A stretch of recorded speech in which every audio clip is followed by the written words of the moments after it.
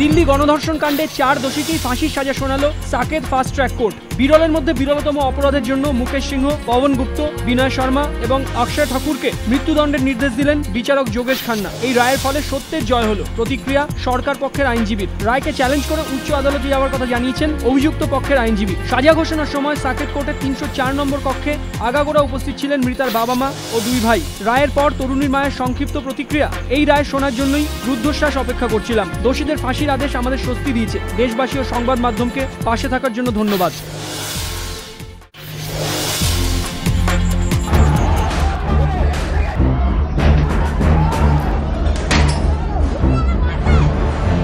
মাঝে 24 ঘন্টা প্রতিবাদের পর এবার পাল্টা প্রতিবাদ।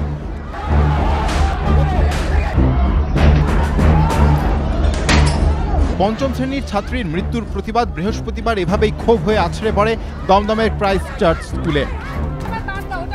24 ঘন্টা কাটতে না কাটতেই এবার পাল্টা প্রতিবাদে পড়ুয়া এবং অভিভাবকদের একাংশ।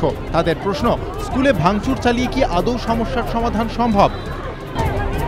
চলতি পরিস্থিতির জেরে অনির্দিষ্টকালের জন্য স্কুল বন্ধের নোটিশ ঝুলিয়েছে কর্তৃপক্ষ। আপাতত বন্ধ রাখা হয়েছে স্কুলের মৌখিক ও প্র্যাকটিক্যাল পরীক্ষাও। ফলে বেজায় সমস্যায় পড়ুয়ারা। পাশাপাশি খাতাপত্র নষ্ট হওয়ায় ভবিষ্যৎ নিয়েও উদ্বিগ্ন তারা।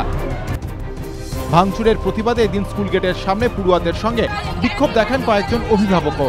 চলতি পরিস্থিতির জেরে মেয়েদের ভবিষ্যৎ নিয়ে উদ্বিগ্ন অভিভাবকেরা। ঐন্দ্রিলার বাবা বলেন যে স্কুলে ভাঙচুর চালানো উচিত হয়নি। ঐন্দ্রিলার মৃত্যু শোকস্তব্ধ করে দিয়েছে সবাইকে, কিন্তু তার মাঝেই প্রশ্ন তুলেছে ভাঙচুরের ঘটনা। প্রশ্ন উঠছে, এভাবে কি সমাধান সম্ভব? এভাবে কি ফিরিয়ে আনা যাবে হারিয়ে যাওয়া মেয়েটিকে?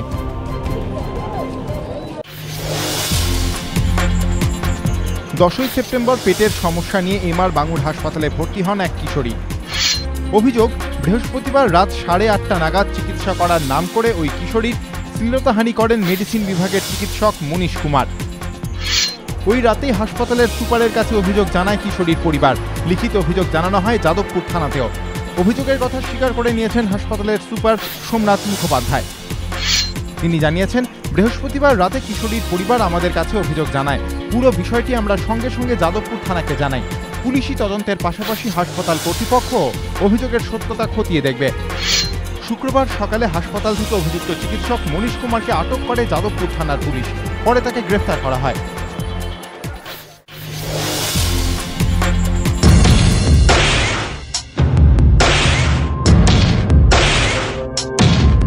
স্পট ফিক্সিং কাণ্ডে আজীবন নির্বাসনে শান্তাকুমারন শ্রীশান্ত। ইতিমধ্যেই বিসিসিআই এর কাছে জমা পড়েছে দুর্নীতি দমন শাখার রবি সাওয়ানির তদন্ত রিপোর্ট। তদন্তে দোষী প্রমাণিত হয়েছেন শ্রীশান্ত। কোনো পর্যায়ের ঘরোয়া ক্রিকেটেই আর কখনো খেলতে পারবেন না কেরলের স্পিড স্টার। রিপোর্টে দোষী প্রমাণিত হয়েছেন অঙ্কিত চৌহানও। তাকেও আজীবন নির্বাসিত করা হয়েছে। অমিত সিংহকে 5 বছরের জন্য নির্বাসিত করা হয়েছে। সিদ্ধার্থ ত্রিবেদীকে 1 বছরের জন্য সাসপেন্ড করা হয়েছে। তবে তদন্তে নির্দোষ প্রমাণিত হওয়ায় ছাড় পেয়েছেন হরমিত সিংহ। দীর্ঘ 4 মাস ধরে বোর্ডের তদন্তে রাজস্থান রয়্যালসের 6 ক্রিকেটারের বিরুদ্ধে অভিযোগ ছিল। স্পট ফিক্সিং কাণ্ডে আর এক অন্যতম অভিযুক্ত অজিত চান্ডিলা প্রথমে পুলিশি হেফাজত ও পরে জেল হেফাজতে থাকায় তাকে সময় মতো জেরা করতে পারেনি বোর্ডের তদন্ত কমিটি। তাই তার বিষয়ে কোনো সিদ্ধান্ত হয়নি এদিনের বৈঠকে।